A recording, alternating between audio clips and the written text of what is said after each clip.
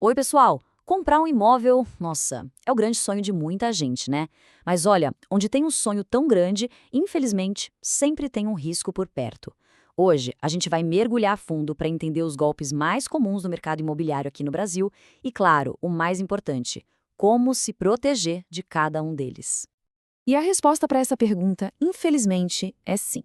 Pode sim. Os golpistas estão cada vez mais espertos, sabe? Eles usam a nossa empolgação, a ansiedade e às vezes até a falta de informação dos compradores para aplicar fraudes que podem levar as economias de uma vida inteira. Mas calma, o conhecimento é sem dúvida a nossa melhor defesa. Vamos começar então pela primeira grande categoria de golpes, que é uma das mais clássicas, a fraude de identidade. É aqui que o criminoso basicamente finge ser quem não é para conseguir enganar as vítimas. Bom, nessa primeira parte, vamos dar uma olhada em dois tipos principais: a falsificação dos documentos do proprietário e o golpe da falsa corretora de imóveis. Os dois exploram a confiança das pessoas. Vamos lá, o primeiro e talvez um dos mais ousados, o golpe do falso proprietário. Parece até coisa de filme, né? Mas olha, acontece com uma frequência que assusta. A mecânica é mais ou menos assim.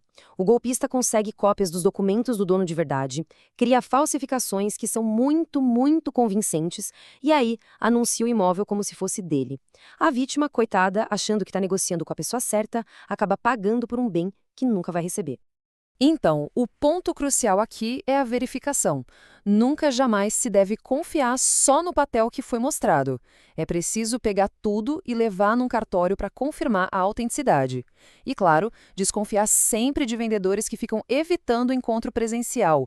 A pressa e a distância, essas são as ferramentas favoritas do golpista. Agora, vamos para o segundo tipo de fraude de identidade.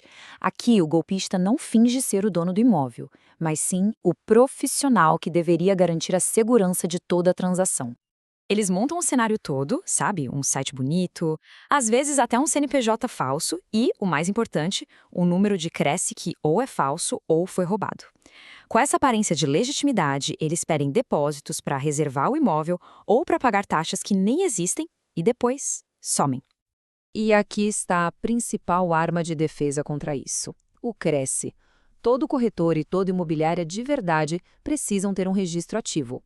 É muito simples de checar. Antes de avançar na conversa, é só pedir o número do Cresce e verificar no site oficial do Conselho do Estado. Não tá lá? É fraude. Simples assim.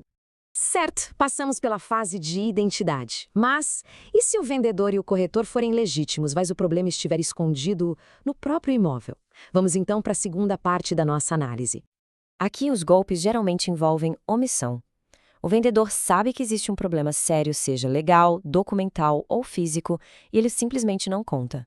Fica na torcida para que a negociação termine antes que a verdade venha à tona. Esse contraste aqui deixa tudo bem claro.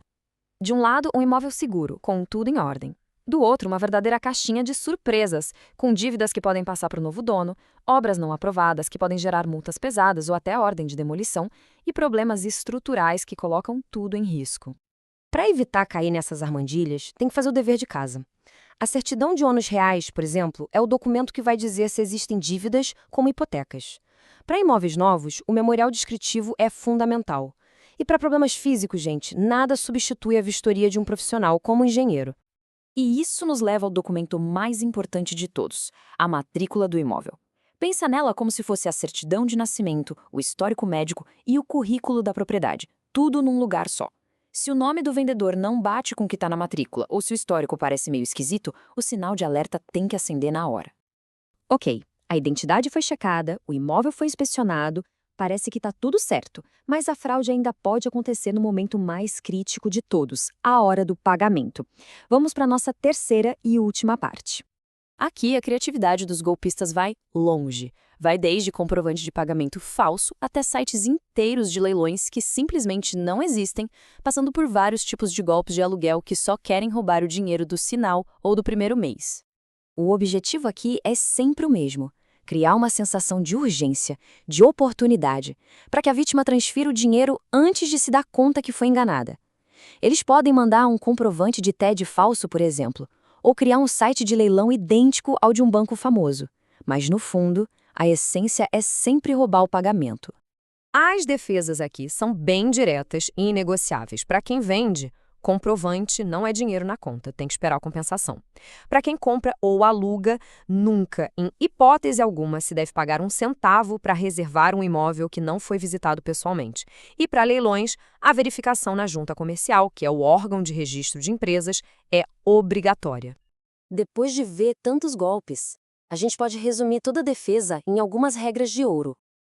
São princípios bem simples, mas que, se forem seguidos à risca, formam uma barreira quase impenetrável contra a maioria das fraudes. A primeira e mais importante. Aquele ditado, quando a esmola é demais, o santo desconfia, nunca fez tanto sentido. A principal isca do golpista é sempre a promessa de um negócio que é bom demais para ser verdade. Uma desconfiança saudável é o primeiro filtro. A segunda regra de ouro é: não confie, verifique. Nunca se deve aceitar um documento ou uma informação sem confirmar a validade na fonte original, na fonte oficial. Cartórios, prefeituras, Cresce, juntas comerciais, são essas as fontes da verdade. E a terceira, talvez a mais crucial de todas: o objetivo final do golpista é o dinheiro da vítima. Se uma barreira for criada, impedindo qualquer pagamento adiantado antes de toda a checagem, o golpe fica impossível. O dinheiro só deve ser transferido lá no final, com um contrato assinado e segurança jurídica. Resumindo, então, estas são as ferramentas que transformam qualquer pessoa numa negociadora mais segura. É a combinação de uma atitude mais cautelosa com ações práticas de verificação, a disciplina de não se apressar com pagamentos e, claro, o apoio de um profissional de confiança. No fim das contas, realizar o sonho da casa própria não depende de sorte, mas sim de preparo. Conhecer os riscos não é para ter medo, mas para ter poder. A informação e a cautela são as verdadeiras chaves para abrir a porta de um novo lar com total segurança.